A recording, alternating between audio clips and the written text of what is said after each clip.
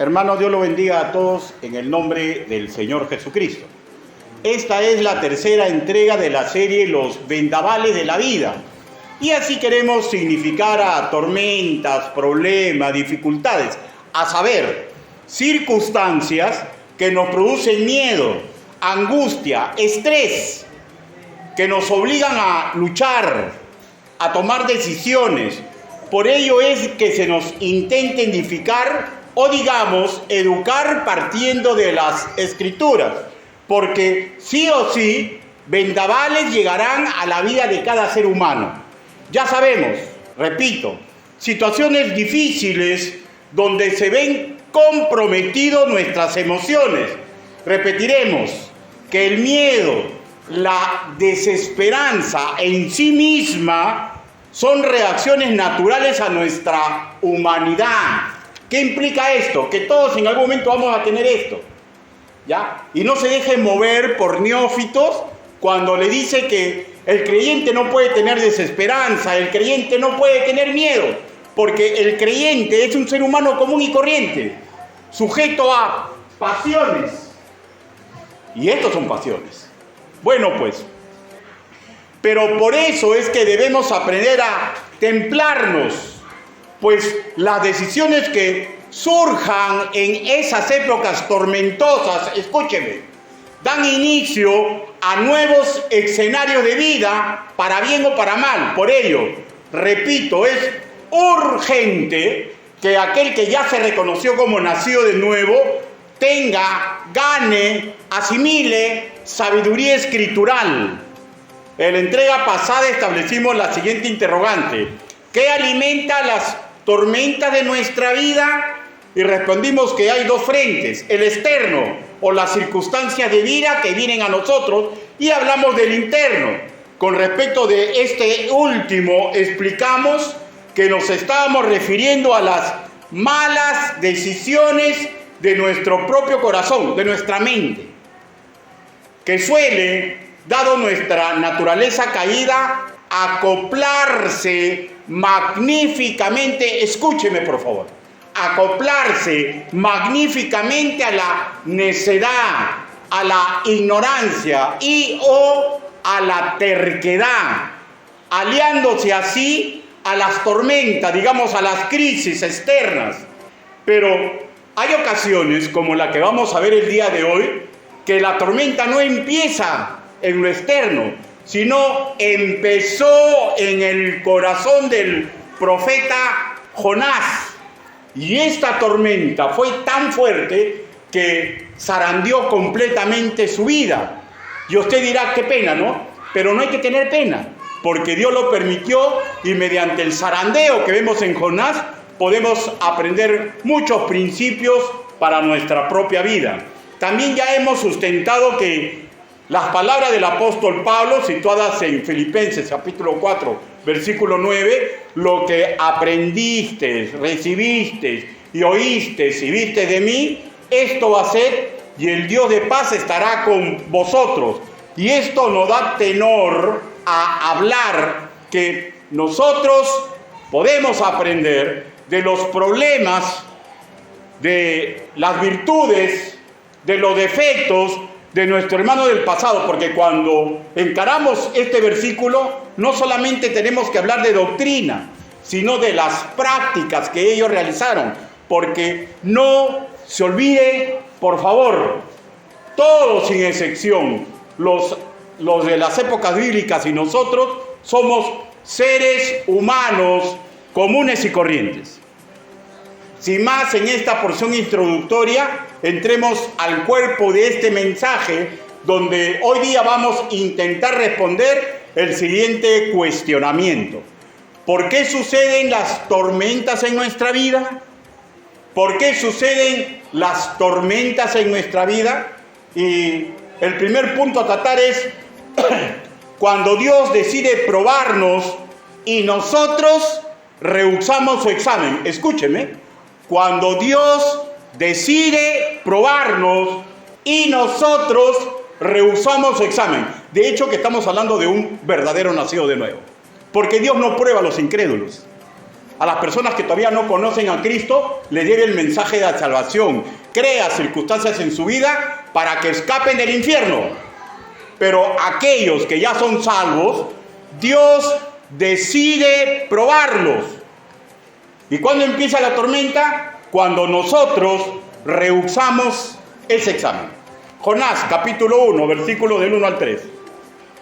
Y ponga su separador, hermano, porque vamos a estar regresando a cada rato a Jonás. Jonás, capítulo 1, versículo del 1 al 3. Ahora, con excepción de los que están delicaditos de salud, el resto de la congregación, por favor, le voy a rogar que se pongan de pie. Jonás, capítulo 1, versículo del 1 al 3. Y dice la palabra de Dios. Vino palabra de Jehová a Jonás, hijo de Amitai, diciendo: levántate y ve a Nínive, aquella gran ciudad, y pregona contra ella, porque ha subido su maldad delante de mí. Y Jonás se levantó para huir de la presencia de Jehová a Tarsis, y descendió a Jope, y halló una nave que partía para Tarsis, y pagando su pasaje, entró en ella para irse con ellos a Tarsis, lejos de la presencia de Jehová. Incline su rostro, permítame orar. Bendito Padre Celestial, Señor, usted hoy día me está permitiendo predicar su evangelio. Hable, Señor Yahvé.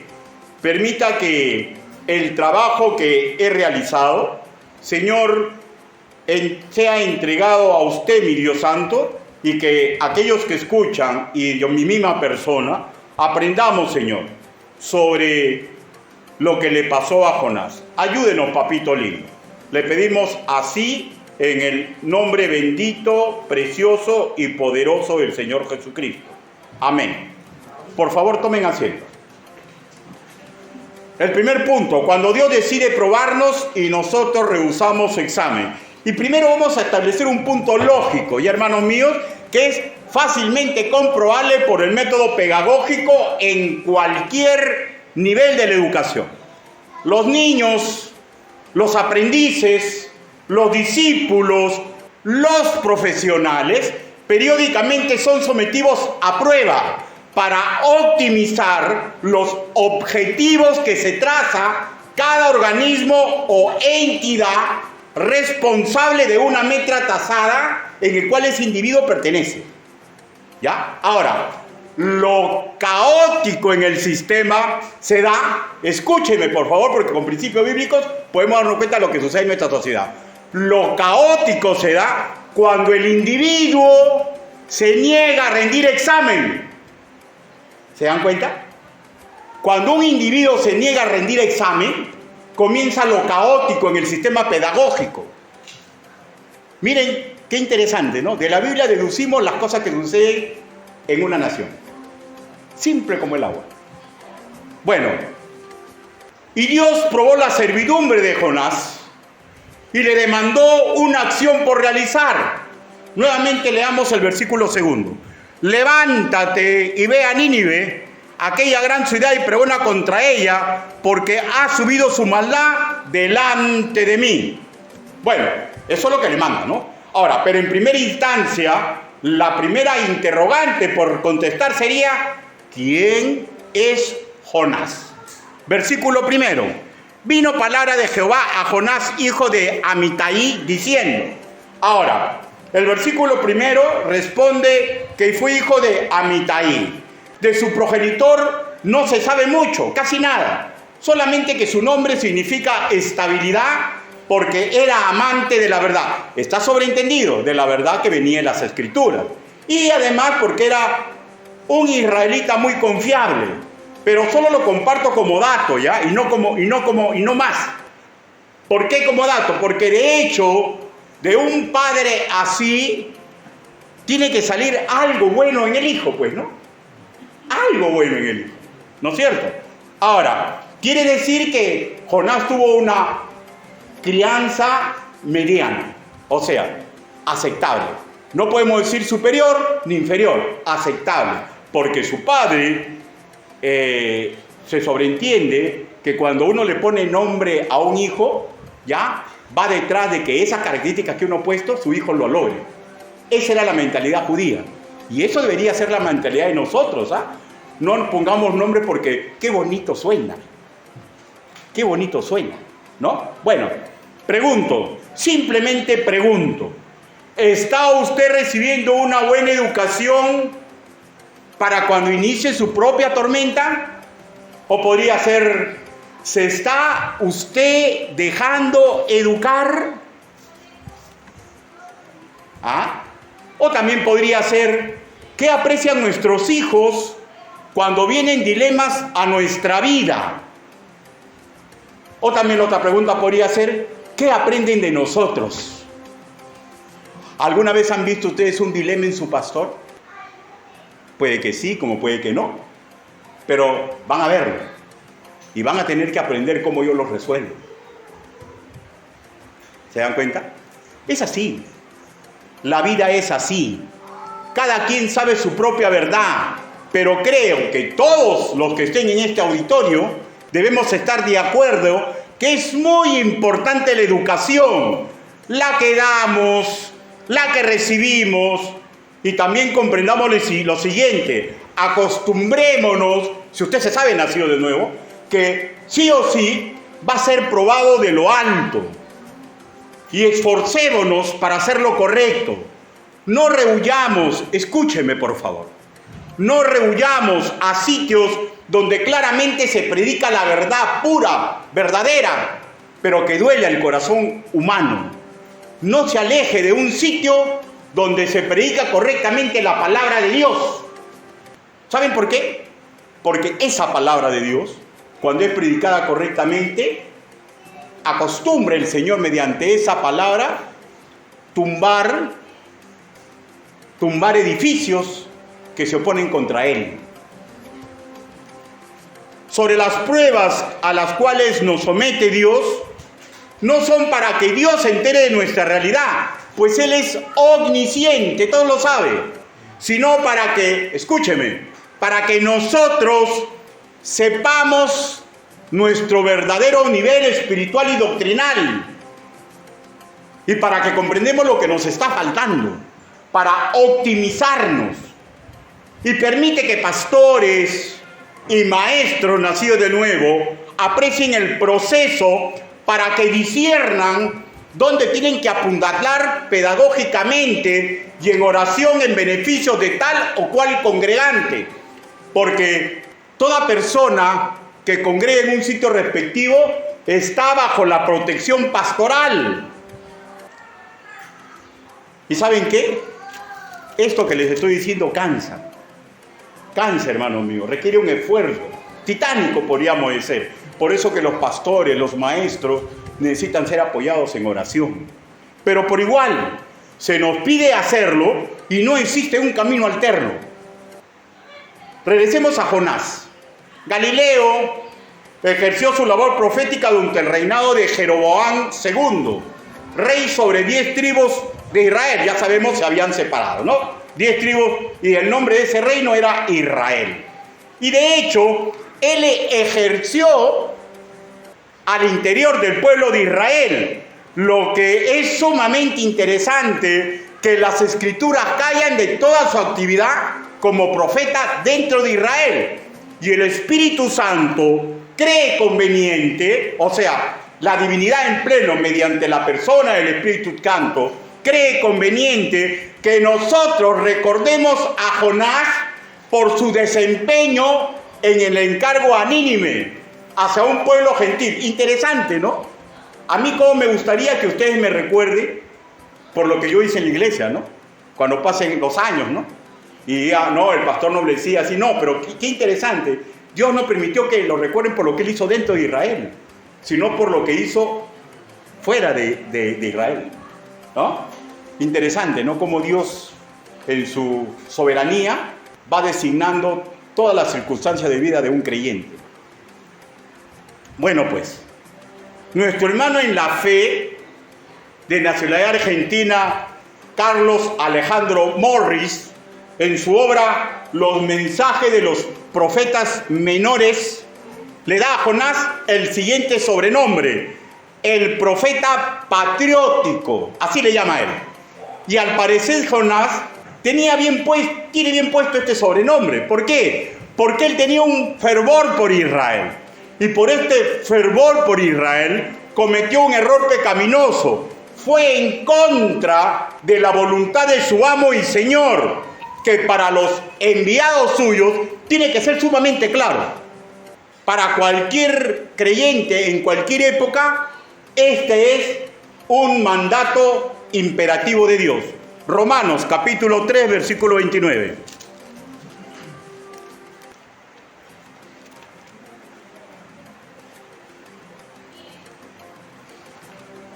Romanos capítulo 3, versículo 29. Dice: ¿es Dios solamente Dios de los judíos? No. ¿No es también Dios de los gentiles? Ciertamente, también de los gentiles. O sea, Dios es Dios de toda la humanidad. Desde ese punto de vista, nosotros debemos comprender que nuestra labor misericordiosa no debe suscribirse solamente a la iglesia. Por eso estamos yendo ahí, por ejemplo. Porque si una iglesia o un creyente se cierra solamente en lo suyo, no está comprendiendo la voluntad de Dios para su congregación. Y bueno, parece que Jonás no había comprendido, ¿no? O era otra cosa. Porque Dios está preocupado por la raza humana. Y Jonás olvidó lo que era. ¿Qué era Jonás? ¿Qué es usted si ha nacido de nuevo? Escúcheme y no se me enoje. Sirviente, chulillo, mandado de Dios, ¿ya? Así que hay que tener sumo cuidado con pensar un poquito más de nosotros. Y vuelvo a repetir, usted ha nacido de nuevo, usted es sirviente, chulillo, mandado de Dios. Y eso es lo que yo soy. Ahora, Jonás, y esta es una clásica, ¿no? Intentó ser amo de su propia vida. Se rebeló contra Yahvé en este particular encargo misericordioso. Particularmente él se rebeló en esto. Jonás fue quien inició la tormenta en su vida. Explico. El énfasis con que Dios le da el encargo es sumamente claro. Es 3 términos que son imperativos. Le dice: levántate. Le dice: ve. Le dice: pregona.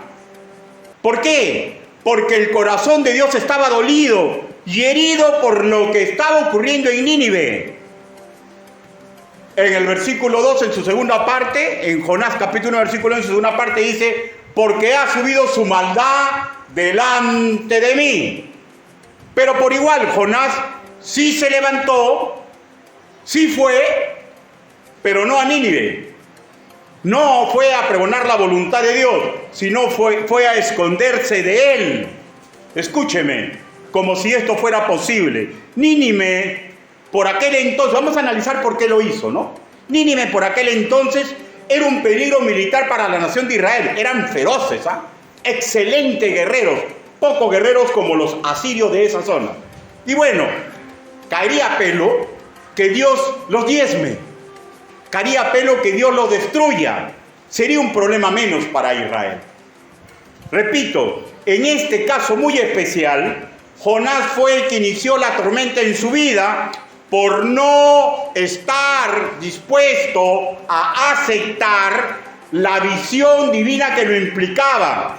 De la misma manera, ¿cuántas veces nosotros somos los que propiciamos las tormentas de nuestra vida por negarnos a vivir los patrones divinos que nos comunican mediante su palabra?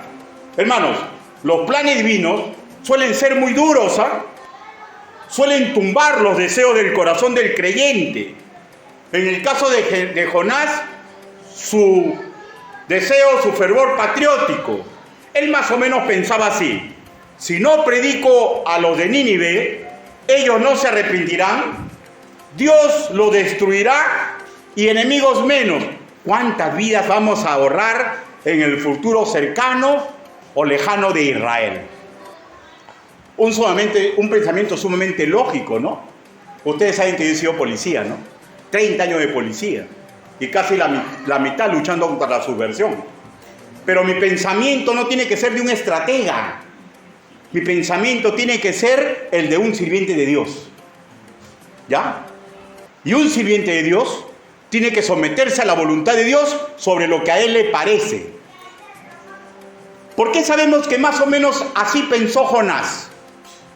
Porque cuando Nínive, enemigo potencial de su pueblo, fue perdonado, él expresó las siguientes palabras. Leamos Jonás capítulo 4, versículo 1 a 2. Mire cómo él descubre su corazón patriótico, ¿ya? Dice: pero Jonás se apesumbró en extremo y se enojó, lloró a Jehová y dijo: ahora, oh Jehová, ¿no es esto lo que yo decía estando aún en mi tierra? Por eso me apresuré a huir a Tarsis, porque sabía yo que tú eres Dios clemente y piadoso, tarde en enojarte y de grande misericordia, y que te arrepientes del mal. O sea, miren, ¿qué significa? Significa que Jonás está desnudando su corazón patriótico. Pero está también quedando claro que Jonás no es ignorante en las cosas de Dios. Escúcheme, muchas veces el creyente no es ignorante en las cosas de Dios, pero le entra la terquedad, le entra la rebeldía. ¿Qué era Jonás? Si no era terco, era que prefería sus propios planes. De hecho, en sintonía con su pecaminoso corazón, y en su corazón él había levantado a Israel sobre el mismo Dios. Y a cualquiera de nosotros nos puede pasar. Cuando nos rebelamos contra el Padre Celestial, es a mérito que hemos levantado un altar, un becerro de oro, ante el cual nuestras emociones y razones danzan frenéticamente. ¿Y saben por qué ocurre? Porque en ese momento crucial, Dios y su cosmovisión no nos llenan, nos comienzan a parecer insípidos, insuficientes. Y ¿saben lo que les voy a decir? Craso error, pues solamente del Altísimo deriva vida y sustancia vital derivada en abundancia, solamente de Él. Juan capítulo 10, versículo 10, no lo busque, sino que este pensamiento se basa en eso. Solamente en Él hay vida y vida en abundancia. ¿Cuál fue la acción del profeta? Leamos nuevamente, Jonás, capítulo 1, versículo 3. Y Jonás se levantó para huir de la presencia de Jehová a Tarsis, y descendió a Jope, y halló una nave que partía para Tarsis, y pagando su pasaje, él podía ir a Íllimo, ¿no? Que irá a pagar su pasaje. Y pagando su pasaje, entró en ella para irse con ellos a Tarsis, lejos de la presencia de Jehová. Por favor, escúcheme. Con respecto de Jonás, había un plan misericordioso para los de Nínive. Pero hay planes de Dios que son de misericordia para otras personas, son de santidad, de orden, de piedad.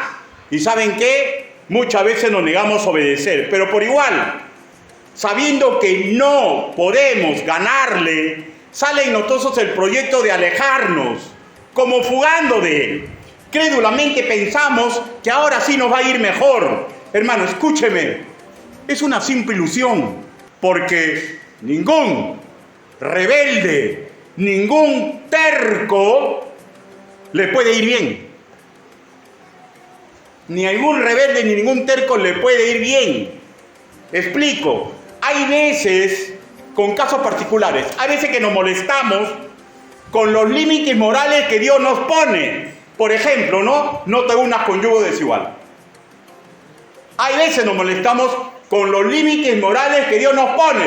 Por ejemplo, es para los solteros, ¿no? Por ejemplo, para los cansados, que me diga, no mancilles tu lecho conyugal. Nos molestamos porque tenemos otros planes. ¿No es cierto? ¿Ya? Pero no solamente eso. Hay veces nos molestamos con los consejos de los funcionarios de Dios. Pastores, maestros, discipuladores y consejeros que ellos nos dan. Otras nos indignamos porque ya no se canta a nuestro artista pop cristiano preferido, y 1000 variantes más. Y no estamos tomando en cuenta que a cada prueba que somos sometidos hay todo un plan divino, escúcheme, para purificar, para mejorar, para retarnos a santificación por nuestro bien, por bien de la congregación y por bien de la humanidad. Pero así somos nosotros. Para el que conoce lo bueno, pero hace lo malo, hay 2 nombres escriturales. Terco. Jeremías capítulo 7, versículo 24. Jeremías capítulo 7, versículo 24. Dice: y no oyeron, ni inclinaron su oído, antes caminaron en sus propios consejos, en la dureza de su corazón malvado, y fueron hacia atrás y no hacia adelante. Ese es clásico, terco, ¿no? Como dice, la mula no quiere avanzar. No, bueno, es un dicho del pueblo, ¿no es cierto? La mula no quiere avanzar. Y sabemos que una mula es sinónimo de terco, ¿no?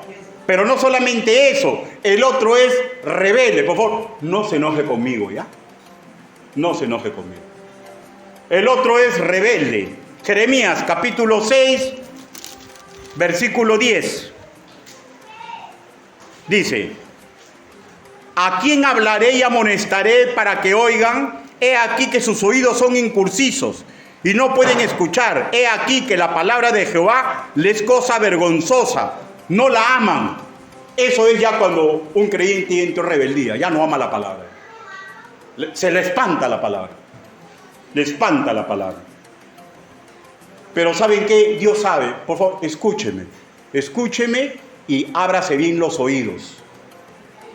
En muchos momentos, usted y el que está predicando nos hemos vuelto tercos. En muchos momentos, usted y el que está predicando hemos entrado en rebeldía. Así que nadie se crea superior a nadie. Si el Señor permite que exista mensaje de este tipo, no es para mirar a nadie, sino para mirarnos a nosotros mismos. ¿Por qué? Porque Dios quiere purificarnos, mejorarnos y retarnos a santidad. Lo ideal cuando llega una prueba es para que nosotros veamos nuestra fidelidad, nuestra madurez, nuestra misericordia, nuestra santidad, sea la prueba que sea. Y magnífico fuera que cuando llegue esa prueba a nuestra vida, nosotros respondamos como Job. No lo busque, escúcheme por favor. Mas Él conoce mi camino. Sí, Dios conoce mi camino. Y conoce el camino de ustedes como conocí el camino de Job. Y Job sigue hablando y dice: me probará y saldré como el oro. Mis pies han seguido sus pisadas, guardé su camino y no me aparté. Hermanos, las pruebas implican sufrimiento. Yo no sé, cuando yo soy fuerte y le digo esto va, esto no va, no sé cómo se sentirá su corazón. Pero ya empezó su prueba. Y usted mismo tiene que darse cuenta su nivel. Su nivel. ¿Y saben por qué es? Porque Dios los ama. Y utiliza a hombres imperfectos como el que esté exponiendo o es su pastor para que ustedes comprendan cuánto Dios los ama. Cuánto Dios quiere que vivan en orden, en misericordia, en santidad. Yo siempre les digo y les repito, ¿no? Que por favor cuando vean algo malo en mí me digan, porque es la única forma en que ustedes me podrían amar. Porque si ustedes se hacen de la vista gorda, ustedes no me aman, hermanos. Claro, todo con decencia, ¿no? Con señorío, porque no vamos a hablar agrediendo. Cuando no aceptamos la prueba, por cualquier motivo, yéndonos al pecado, desatamos una tormenta en nuestro centro de control, que forzosamente, si es que rechazamos la prueba, si es que no decidimos no analizarnos y simplemente alejarnos de la prueba o de la persona que nos está probando por encargo de Dios, ¿ya? ¿Saben lo que pasa? Forzosamente nos vamos a alejar más y más de la voluntad divina. Y como el Padre Celestial nunca deja de serlo, nos va a someter a un correctivo.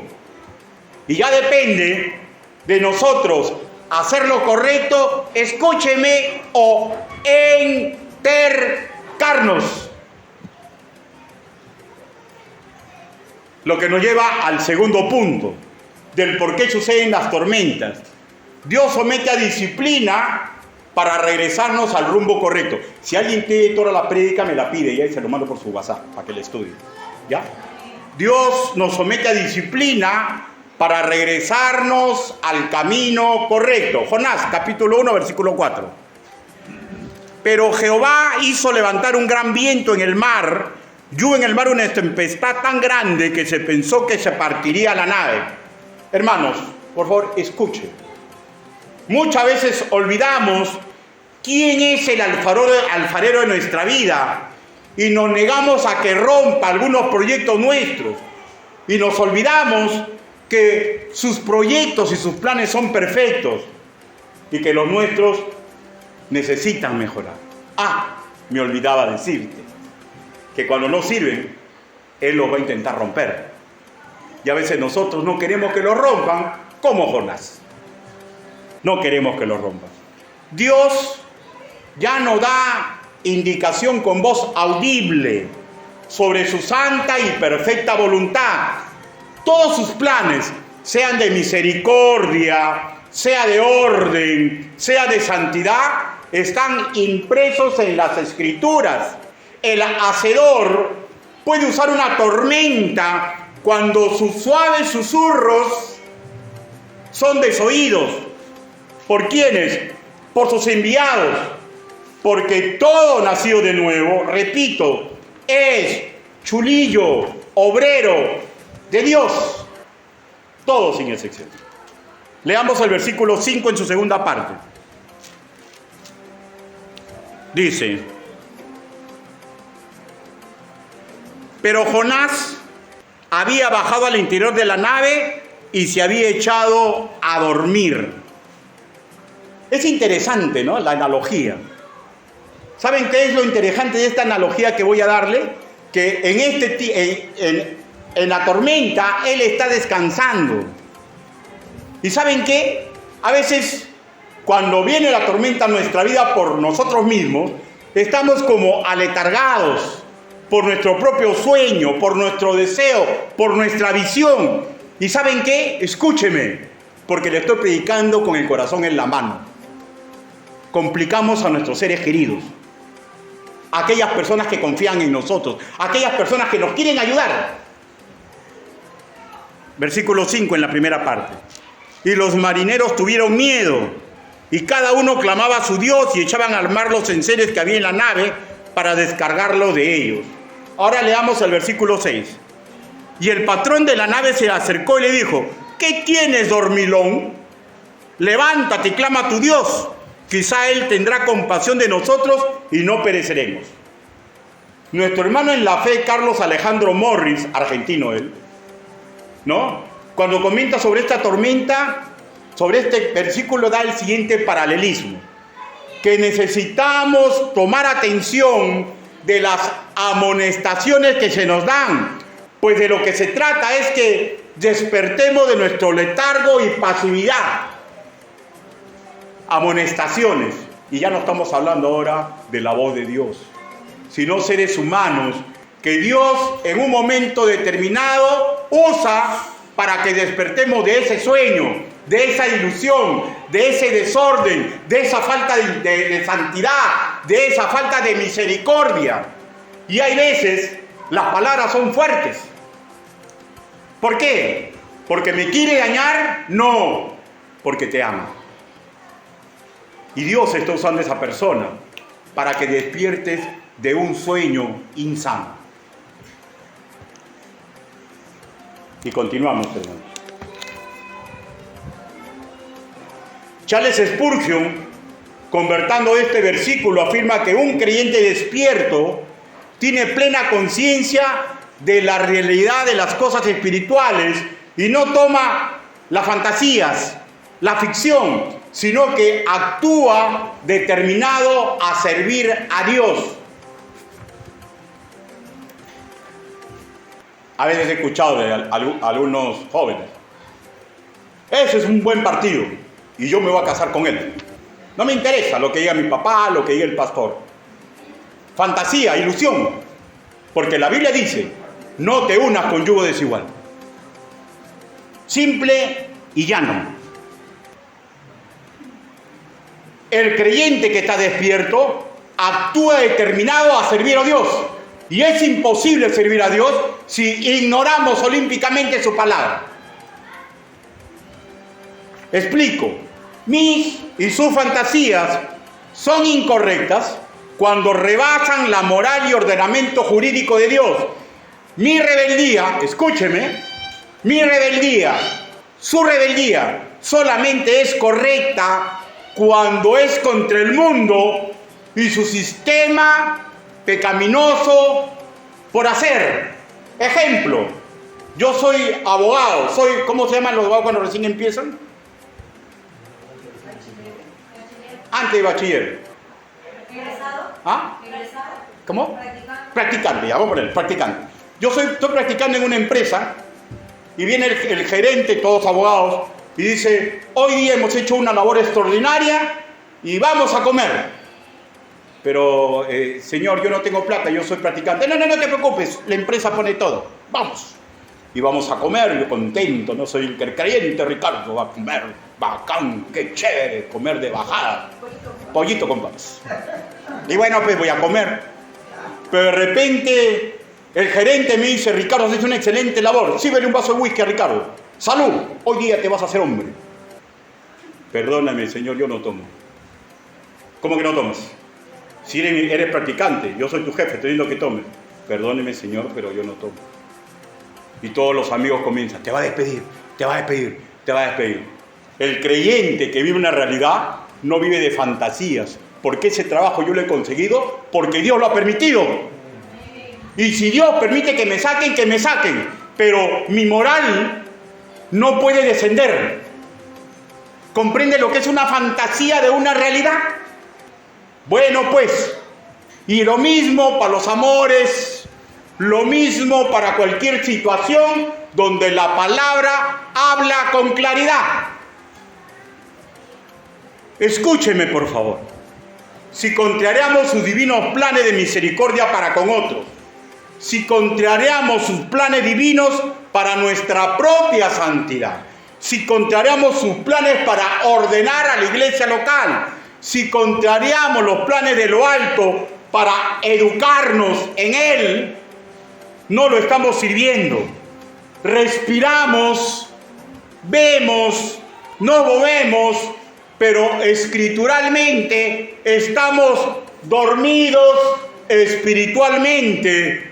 Y nuestro Padre Celestial, en su infinito amor por nosotros y amor de las personas con que nos relacionamos y las personas con que en un futuro me relacione, por ejemplo, los hijos que de repente algún día tendré, por ejemplo, los discípulos que algún día tendré, Él desata una tormenta en mi vida porque quiere mejorarme, porque quiere entregar a la humanidad un Ricardo Gastón Noblecía Castro mejorado.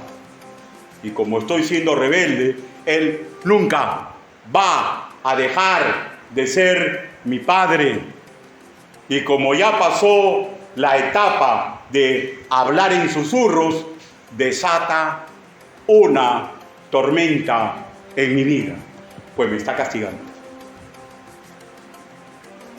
Su potente voz golpeará nuestro propio corazón, que en necedad desea escapar de sus designios. Vano intento. ¿Saben qué? Solamente la tormenta amainará cuando aceptemos las consecuencias de nuestros actos, como Jonás. Y eso da miedo. Y eso da miedo. No sé, la Biblia no dice que Jonás tuvo miedo. Comprendemos que Jonás fue valiente, pero escúcheme. siempre da miedo lo desconocido. Siempre da miedo lo desconocido. Lo que nos lleva al tercer punto. La típica nobleza en inicios de rebeldía. La típica nobleza en inicio de rebeldía. Posemos nuestra mirada, hermanos míos, en Jonás, capítulo 1, versículo del 12, pero primero del 11 al 12, ¿ya? Vamos a poner en dos versículos, el 12, pero vamos a leer del 11 al 12. Dice, y le dijeron, ¿qué haremos contigo para que el mar se nos aquiete? Porque el mar se iba embravecido más y más. Y él respondió, tomadme y echadme al mar, y el mar se aquietará, porque yo sé que por mi causa ha venido una gran tempestad sobre vosotros. Miren, los marineros eran religiosos a su manera, pero ellos comprendían que lo que estaba ocurriendo no era normal. Cuando uno ve el versículo en el hebreo, el término que usa es de una tempestad anormal, demasiado fuerte, incluso de que parecía que el barco se iba a partir en dos, o sea, demasiado fuerte, o sea, y ellos eran marinos experimentados, se dieron cuenta que había algo raro. Y Jonás supo de qué era lo que pasaba. La tormenta era a mérito de su rebelión. Y yo deseo ser sumamente claro, ¿ya? Porque hay expositores que espiritualizan esta parte y dicen que Jonás había dejado ya de pensar al revés. Hermano, no dice nada de eso en la Biblia. La Biblia nos hace ver, sí, que cuando él dice que arrójeme en el mar, que él está comprendiendo su culpa, ¿ya? Que él aún tiene nobleza en su corazón rebelde porque está dispuesto a santificarse para los demás. O sea, estamos viendo que aflora la nobleza en el corazón rebelde y está pensando en los demás. Pero en ningún momento dice, ahora sí voy a ir a predicar. ¿Ya? Él todavía estaba en sus 13. Y lo mismo hay muchos rebeldes. Lo mismo hay muchos tercos que sí saben su identidad, que pertenecen al pueblo de Dios, que sí aún están enchufados a nuestra razón de ser. ¿Cuál es la razón de ser de un nacido de nuevo? Escúcheme, ayudar al prójimo, para que el prójimo comprenda que va camino al infierno. Ayudar al prójimo, para que el prójimo, si es creyente, comprenda que Cristo murió en la cruz para que él se santifique. Pero esa es la labor por la cual nosotros ayudamos al prójimo. Y hay muchos rebeldes y tercos que aún están enchufados, como Jonás, y dice, arrójame al mar, porque aún quiere ayudar a las personas, ¿no? La pregunta es, ¿y qué tiempo le duraría la nobleza? Hermanos, las reservas de bondad, de justicia y de moral suelen agotarse cuando nos separamos del Altísimo. Ay, pastor, ¿cómo usted predica, no? ¿Qué quiere decir? Que si yo me alejo, voy a volverme inmoral, voy a beber misericordioso. Bueno, no se moleste, yo no lo digo. En todo caso, moléstese con el Señor Jesús. Juan, capítulo 15. Sin perder Jonás, por favor. Juan. Comprendemos que nada es nada, ¿no? Absoluto, vacío total. Nada es nada. No existe nada. Juan, capítulo 15. Versículo del 5 al 7.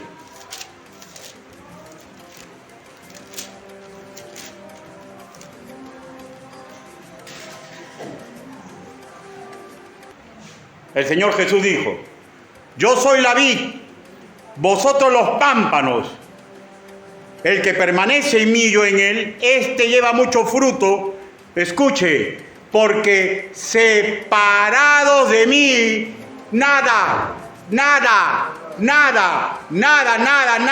podéis hacer. El que en mí no permanece, será fuera como pámpano y se secará. Y lo recogen y los echan en el fuego y arden. Ojo que no estamos hablando de pérdida de salvación, ¿ya?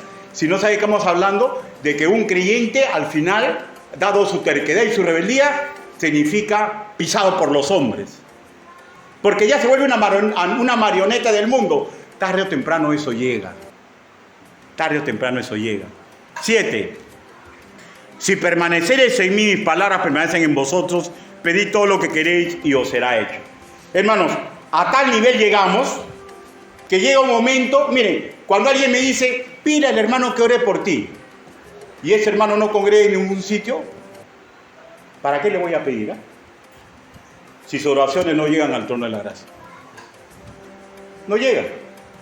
Porque si es creyente está en rebeldía. ¿Me comprende? Porque la Biblia dice que nada podemos hacer si nos separamos de Él. O sea, podrá parecer que habla, sonríe, camina, mete la mano al bolsillo, come, pero espiritualmente está dormido y no sirve para la obra de Dios. Y Dios no quiere que nos suceda nada de eso. Y ténganlo por seguro, si Él no le pone pare a Jonás, Jonás iba a terminar así. Pero a veces no queremos que la palabra sea dura. No queremos decirle un consejo al consejero porque ya sabemos la respuesta. Y la verdad del asunto, que hay personas que abandonan a sus familias. Hay personas que abandonan sus iglesias. Hay personas que abandonan sus ministerios. Hay personas que abandonan su llamado. ¿Por qué? Y podrían ser 1 y 1000 variantes más. Porque los planes de misericordia, los planes de santidad, los planes de orden, los planes de respeto ya no los llenan. ¿Saben cuál es la única manera en la cual yo debería abandonar una iglesia? Escúchenme, por favor. Solamente dos formas. Una es que ahí insulten a mi Dios, haciendo cosas que son incorrectas con la Biblia. Y la otra es de que yo sienta que mi tiempo ha acabado. Porque definitivamente Dios ha puesto en mi corazón que ya terminó ahí. Que debo ir a otro sitio. ¿Se dan cuenta? Pero no cuando uno se aleja de la familia, de la iglesia, porque tiene un pecado que quiere hacer y está buscando dónde le aguanten el salto. Hermanos míos, la verdad del asunto es que el Señor redarguye de pecador. Nos mete un suave murmullo, ¿no? Cuando uno hace algo malo, ¿no? ¿Se ha dado cuenta? Cuando usted hace algo malo, se siente mal, ¿no? Se siente mal, ¿no? Ay, ¿qué he hecho? Ya, Dios te está hablando. Dios te está hablando. Entonces tú tienes que estarte quieto y decir, ¿qué he hecho de mal? Y después que detectes que has hecho mal, ponerte a cuenta, Señor, perdóname, y pedir perdón. Pero ¿saben qué? No lo hacemos. Desoemos la voz de Dios. ¿Y usted cree que Dios se va a cansar? Desata una tormenta. ¿Va a pasar la tormenta? No va a pasar. Desata otra, y otra, y otra, hasta que usted regrese al camino correcto. De hecho, estoy hablando solamente de los que son hijos de Dios. Si no ha desatado ni una tormenta y sigues tu vida normal, ten cuidado, porque es claro, vas camino al infierno. Porque tu padre no es tu padre y no se preocupa por bastardos. Bastante hace con de vez en cuando llevarte a sitios para que predique la palabra del Señor y para que escuche. Bastante hace para cuando estés en la calle, pase una persona y te diga, Cristo te ama. Bastante hace para que tú veas cómo otras personas predican el Evangelio. Pero como tú no crees, es tu decisión y Dios te respeta. Pero no pidas pedas al olmo. Escúchame, vas camino al infierno. Y no porque Dios sea malo, sino que no es tu Padre. Y no te va a remover la vida para que tú regreses al camino correcto, porque aún no has recibido a Cristo como tu Señor y Salvador. La verdad del asunto que este amor perfecto a nadie nos gusta tenerlo. Jonás fue puesto entre la espada y la pared. ¿Y saben qué? Solamente aquel que ejerce autoridad plena sabe ejercitarse así. No había otra salida. No había otra salida. No había otra salida. Leamos el versículo 13. Jonás 1:13. Y aquellos hombres trabajaron para hacer volver la nave a tierra, mas no pudieron, porque el mar se iba embraveciendo más y más contra ellos. Hermanos, sin importar todo el esfuerzo, el temporal no amainaba. Y volvieron a Jonás. ¿Por qué volvieron a Jonás? Porque se dieron cuenta que Jonás era la clave. De la misma forma, hay hermanos en la fe o personas que no son creyentes, que nos aman y que intentan ayudarnos, pero no pueden. ¿Por qué no se puede? Porque el terco y el rebelde es el que tiene que regresar. El terco y el rebelde es el que tiene que regresar. Primero, aceptando su error. Échenme a la mar. Pero ¿saben qué? Como Dios es lindo, precioso, y no hay padre como Él, miren lo que hace con ese terco, porque todavía estaba terco. Verso 17, dice: pero Jehová tenía preparado un gran pez que tragase a Jonás, y estuvo Jonás en el vientre de pez 3 días y 3 noches. Jonás fue separado del mundo, separado de su ruta, separado de cualquier decisión propia. Tuvo que estar quieto 3 días, esperando la voluntad perfecta de Dios. Lo que viene ya es tema del próximo sermón.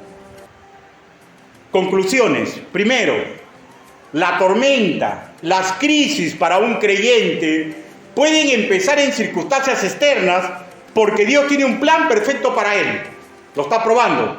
Pero también puede empezar a mérito de nuestro equivocado corazón que se niega a ser probado y huye. Segundo, las tormentas que inician por nuestras malas decisiones no pueden amainar por ayuda ajena, sea la que sea, porque tiene que haber un acto de contrición de la persona. Tiene que haber un acto de contrición. Tercero, no olvidemos, cuando pecamos contra Dios, terminamos complicando a otras personas, generalmente personas de buen corazón, que nos intentan ayudar. Y qué bueno que nos intenten ayudar, ¿no? Pero miren, el modelo bíblico es más trascendental que nosotros lo ayudemos a ellos haciendo lo correcto que dicen las Escrituras. Cuarto, Dios en control de todo. Su misericordia nos acompaña en cualquier travesía de retorno a su voluntad perfecta y obrará a nuestro favor. Las personas se enterarán de milagros que ocurrieron a favor de nosotros. Milagros. ¿Y saben por qué? Porque aún no ha terminado su plan perfecto en usted. El problema en sí, ¿saben cuándo ocurre? Cuando no estamos dispuestos a aceptar nuestra derrota y tercamente seguimos enfrentándolo, como si fuera posible quebrar la voluntad divina. Inclinen su rostro, vamos a orar.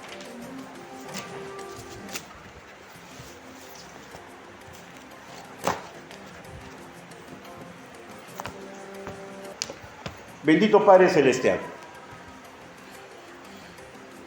bendito Señor. Señor, Jonás fue su enviado y no quiso aceptar el plan que usted tenía y lo implicaba a él.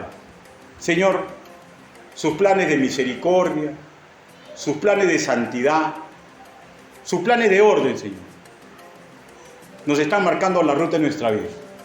Señor, y a veces no lo queremos aceptar. Señor, ayúdenos, Señor, porque bíblicamente está comprobado que cuando nosotros no queremos aceptar sus retos siendo sus hijos, Señor, van a suceder tormentas en nuestra vida y vamos a terminar complicando a personas buenas que nos quieren ayudar. Ayúdenos, papito lindo. Ayúdenos, Señor, para hacer lo correcto. Bendíganos, Padre, porque usted nos ama Utiliza, Señor, su tormenta o su susurro suave para hablar a nuestro corazón. Ayúdenos, papito lindo, porque su plan con nosotros aún no ha terminado. Tenemos mucho por delante, pero permítanos ser sus siervos, Señor. Permítanos, Señor, hacer las cosas correctas. Quiero hacerle una pregunta. ¿Desea usted que ore por algo de su vida para que usted tome una decisión? Permítame, hermano mío, amigo mío, orar por usted. Si usted desea que ore por usted, por algún problema que tiene con respecto de alguna decisión, levante e inmediatamente baje su mano para que nadie se entere. Alguien desea que ore por él o por ella, Dios te bendiga. Inmediatamente baja tu mano.